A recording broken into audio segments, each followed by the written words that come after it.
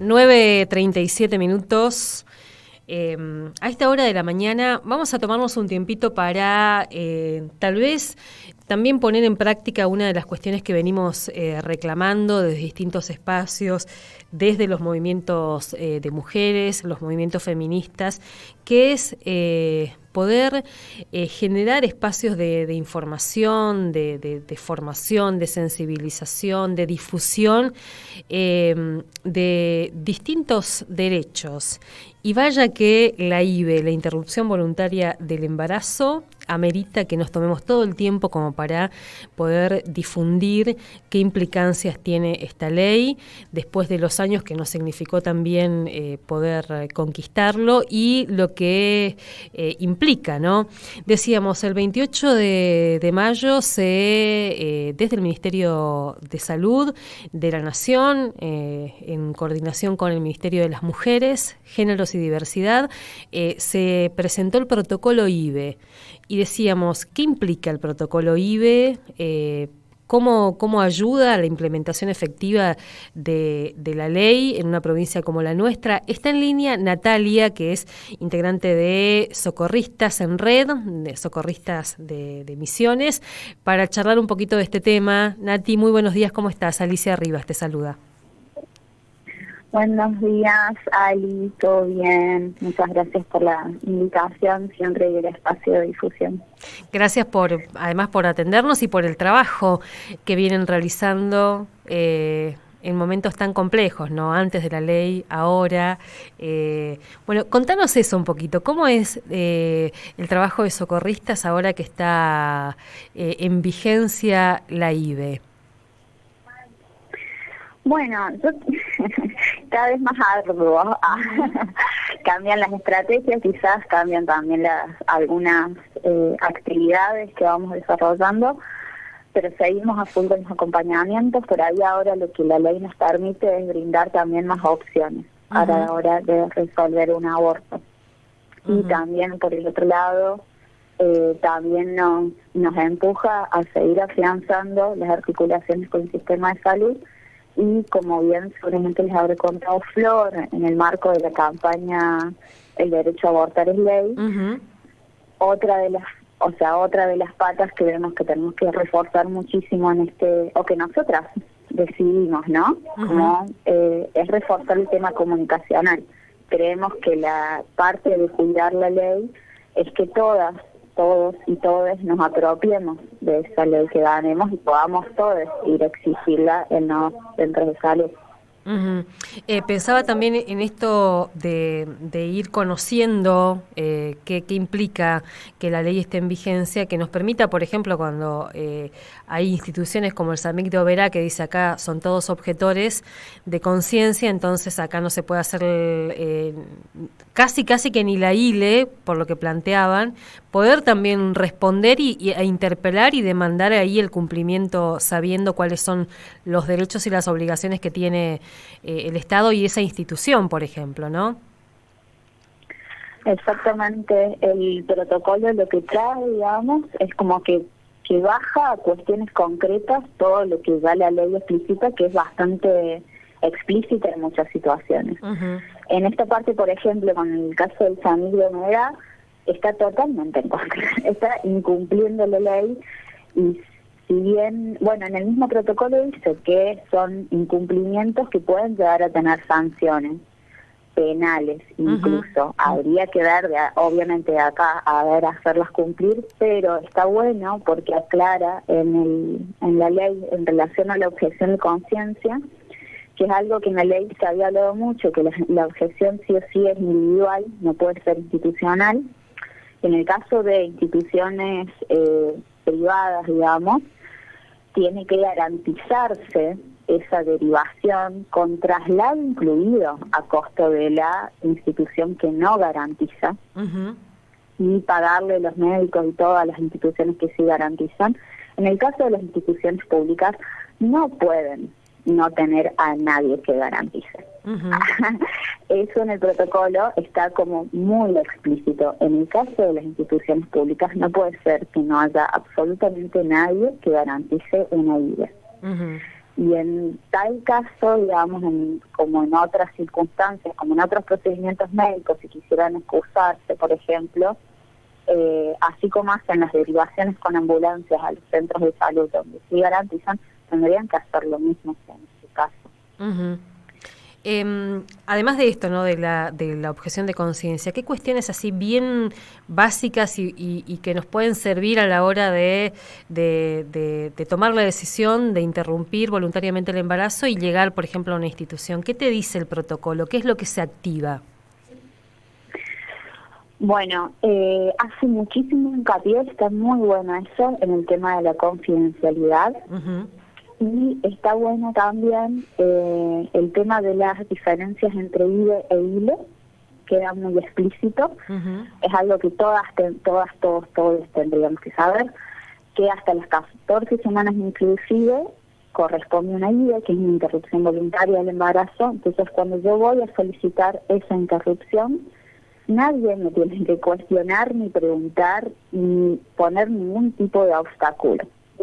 De la misma manera, si yo decido abortar fuera del sistema de salud, no corro ningún riesgo ni de penalización, ni de estar incumpliendo nada, ni muchísimo menos. A partir de las 15 semanas, es una ILE, uh-huh. Y entonces ahí sí, por ahí el personal médico tiene que encauzarlo o en la causal violación o en la causal salud.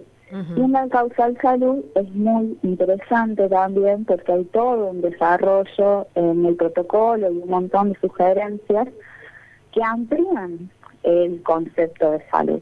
Además de como ya gastado, digamos, de la Organización Mundial de la Salud, que no es solamente la ausencia de enfermedad y demás, lo que hace el protocolo y lo que hace la ley es ajustarse por ahí a otros protocolos y a otras leyes internacionales y nacionales y amplía ese concepto de salud. Y entonces habla mucho de la salud psicosocial y habilita a que esa causal de ILE sea mucho más amplia de lo que generalmente una interpretación más amplia del concepto de salud integral también, ¿no? Exactamente, se me trabó un poco. Pero sí, y también hace mención, digamos, que los embarazos de las adolescentes, niños adolescentes de 15 años o menos, ya de por sí, por la edad de la persona gestante, ya es un embarazo de riesgo, ya entra dentro de la causal salud, por más que esté perfectamente en condiciones y demás, entra dentro de causal salud. Y también hacen muchas sugerencias en que no solamente es por la IVE y la ILE pueden como tener lugar cuando las personas van a solicitarlo, sino que es menester del cuerpo médico informar adecuadamente en estos casos. Uh-huh. Por ejemplo, cuando son adolescentes de 15 años o menos que tienen la posibilidad de interrumpir, que ese embarazo representa un gran riesgo para su salud, que es mucho más riesgoso llevar a cabo el embarazo a su término que abortar. En la mayoría de los casos, quiero decirlo, es mucho más riesgoso llevar un embarazo a término que abortar. Uh-huh. Si uno lo hace en las condiciones adecuadas, dentro o fuera del sistema de salud, pero en las condiciones adecuadas. O sea, esto que veníamos viendo en la práctica de niñas y adolescentes que llegaban al sistema de salud de nuestra provincia, con todavía a término, si se quiere, para poder practicarse sin ningún tipo de riesgos la ILE, y ahí el sistema sanitario haciendo tiempo, dilatando, intentando convencer, manipulando y demás, todo eso es ilegal, digamos, ¿no? Totalmente ilegal y una irresponsabilidad profesional inmensa, uh-huh. inmensa. Yo no sé cómo esos médicos y médicas, psicólogos, enfermeras, todos los que intervienen en esos casos duermen por las noches. Cómo les da la cara para decir que una niña de 13, 14 años está apta física, mental, psicológica y socialmente para enfrentar un embarazo, un parto y una maternidad. Es terrible. Nati, un poco también pensando en las propias, en los propios tránsitos que hemos tenido a lo largo de estos años en el sistema sanitario, el protocolo también plantea la atención posaborto, que no es menor, digamos, ¿no? ¿Qué dice en relación a este tema? Bueno, eso también es un punto como muy importante, y está relacionado también a la objeción de conciencia. Ninguna institución, ni pública ni privada, puede jamás, bajo la ley, y antes tampoco, negarse a la atención posaborto. Ni a la atención posaborto, ni a atendernos si nosotros caemos con un aborto en curso. Sería como abandono de persona y está incluso en contra de la ley. Lo otro que en ese sentido es que también suele ser una traba muy grande, es que los únicos que tienen derecho a la objeción de conciencia, que es objeción de práctica para nosotras, porque conciencia tenemos todos, todas y todos, es que solamente quien va a realizar la intervención tiene derecho a objetar. Ni anestesistas, ni ecógrafos, ni psicólogos, ni trabajadores sociales, ni enfermeras, ni enfermeros, ni nadie más que la persona que va a realizar la práctica exclusiva del aborto tiene derecho a ser objetor u objetora. Y esa objeción tiene que mantenerse en todos los ámbitos, ya sea público, ya sea privado, en todos los ámbitos. Entonces, esas son pautas también del protocolo muy claras, que están súper buenas, que están para ir, está como para cada compañera feminista, compañero y compañero feminista tenga ahí una copia del protocolo en brazo y poder ir a interpelar al sistema de salud, porque algunas respuestas tienen que empezar a dar. Y vayamos desnaturalizando estas conductas, ¿no? Y que son, y estas prácticas antiderechos, que hay que decirlo ahora con mayor claridad, digamos. Te escuchaba, Nati, y pensando en la cuestión más práctica, más cotidiana. Por ejemplo, hablando con Florencia la semana pasada, ella nos hablaba de, Florencia, que también es integrante de Socorristas en Red, de algunas cuestiones que a veces dificultan poder hacer rápidamente o acceder rápidamente a este derecho, que es, por ejemplo, qué pasa con las ecografías, quién tiene que garantizar las ecografías, qué pasa si la persona gestante no tiene para pagarse una ecografía, qué pasa si no tiene para pagarse el misoprostol. Bueno, ¿qué prevé ahí el protocolo? El protocolo, o sea, en ese sentido, claramente toda la provincia está incumpliendo la ley y el protocolo, digamos, porque también es súper puntual. De hecho, hay como una salvedad, además de especificar que todos los estudios que hagan falta realizarse, de ser necesario realizar estudios por alguna sospecha, por alguna comorbilidad previa o por alguna sospecha de embarazo ectópico o de alguna otra complicación, tienen que realizarse en el sistema de salud sin dilataciones y de buena fe. Siempre todas las derivaciones y todos los estudios tienen que ser de esa manera. Pero también aclara en el protocolo, está bueno porque tira un protocolo ya médico también, como una sugerencia para los abortos hasta las 12 semanas, de las 12 a las 14 y más adelante. Y en los abortos que son de menos de 12 semanas, acá en el sistema de salud estaban como exigiendo sí o sí ecografía para garantizar a todos los abortos, y en el protocolo dice ecografía de ser necesario. Hay ciertos principios a nivel internacional, por ejemplo de la OMS, que tienen que ver con la oportunidad para resolver la situación. Entonces, si yo estoy viendo que tengo una persona que vive en una colonia, que no puede ir y venir 10.000 veces, y que en mi centro de salud el ecógrafo viene una vez cada 15 días, de esta persona, o sea, en su última fecha de menstruación, sus menstruaciones, su ciclo menstrual, sus hijes, su todo, está dentro de esas 12 semanas y no corre ningún riesgo, no necesito hacerle esperar 2 semanas o un mes más para garantizarle la aborto. Esas dilataciones van en contra de la ley también. Entonces, estaría bueno, por lo menos que las médicas lean el protocolo, ya sería una gran avance. Sobre todo esto que vos planteás, ¿no? Estamos en una provincia con grandes asimetrías en cuanto al acceso al sistema sanitario, con personas que tienen que trasladarse hasta para parir de kilómetros y kilómetros, poniéndose siempre en riesgo, que este tipo de cuestiones no es menor a la hora de pensar en garantizar este derecho. Nati, y en relación al misoprostol, ¿debería proveerlo gratuitamente el Estado? Sí, exactamente. De hecho, las IVES que se están llevando a cabo, digamos, son con misoprostol que provee el Estado. Todas las que son a través del sistema de salud, o sea, misoprostol, a menos que haya justo una situación en la que, no sé, por alguna razón tengan faltantes, hay y lo están dando y lo tienen que dar. Lo que pasa es que los abortos no terminan de ser gratuitos como deberían serlo, porque las mujeres y las personas que necesitan abortar hoy en día primero tienen que pagarse la ecografía en un lugar privado.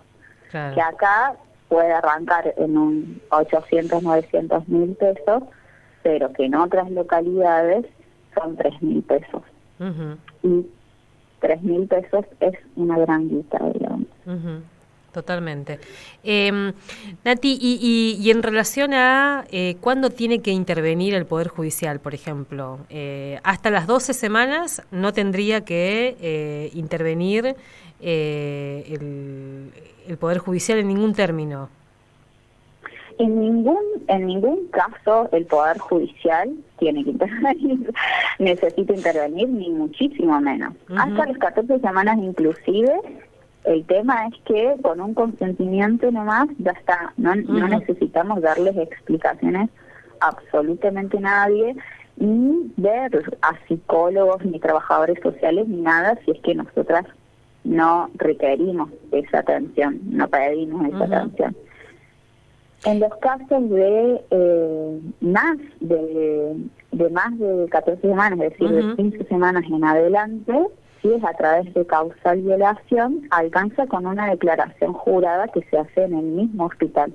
No es necesario ir a la policía, no es necesario hacer la denuncia, no es necesaria ninguna intervención de ningún juzgado.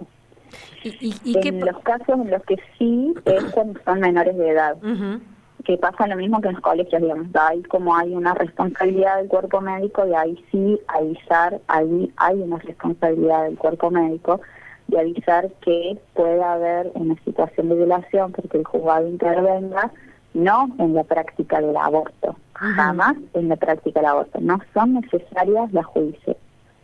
No debe judicializarse ninguna práctica de ningún aborto.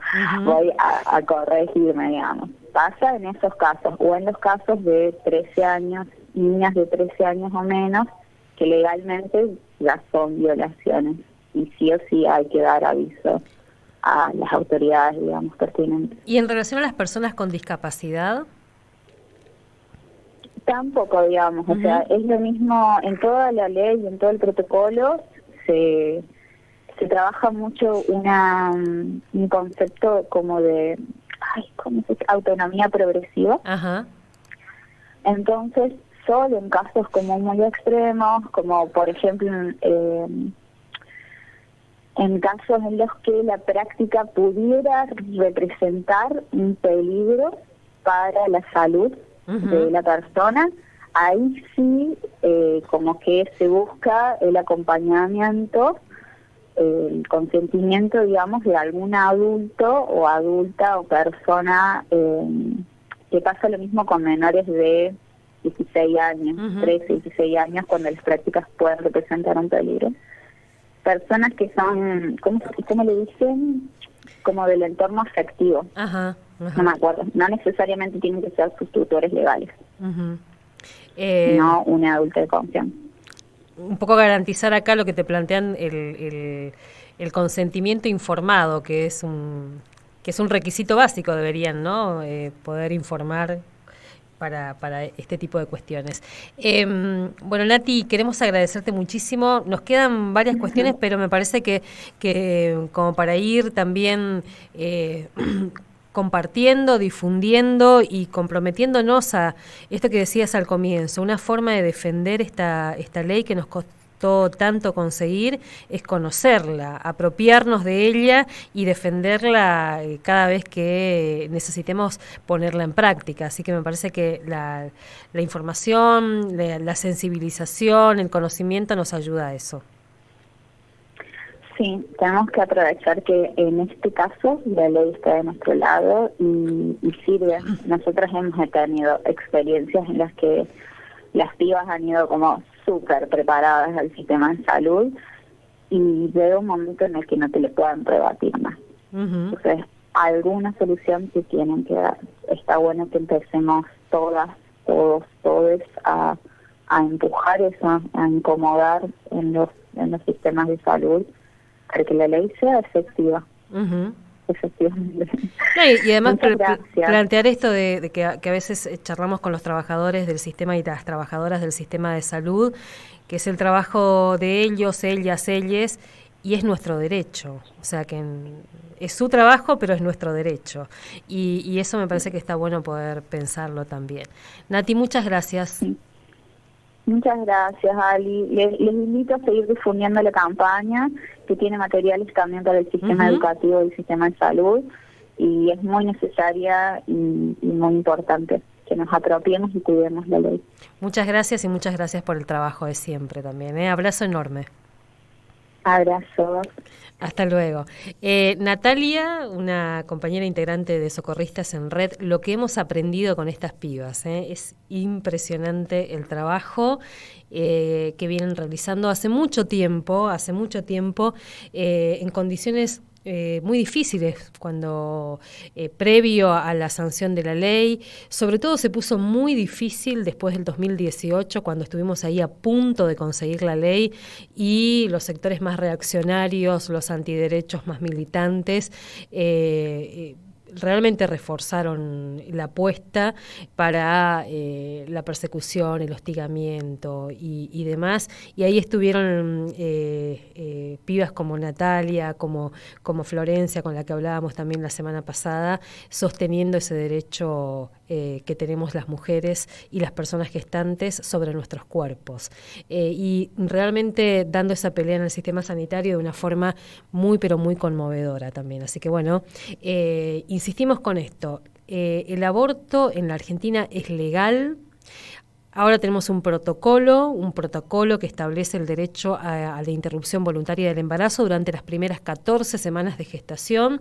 Después tenemos la ILE, que es la interrupción legal, que es por causales, es decir, la voluntaria, que también es legal obviamente, pero esa otra, que después de las 14 semanas, es por causales, y también ahí ese protocolo que se fue como resignificando de manera cada vez más interesante como para garantizar, insisto, el derecho que tenemos las mujeres y personas gestantes a decidir sobre nuestros cuerpos, y a decidir también, en este caso, el momento de nuestras maternidades, que no es menor.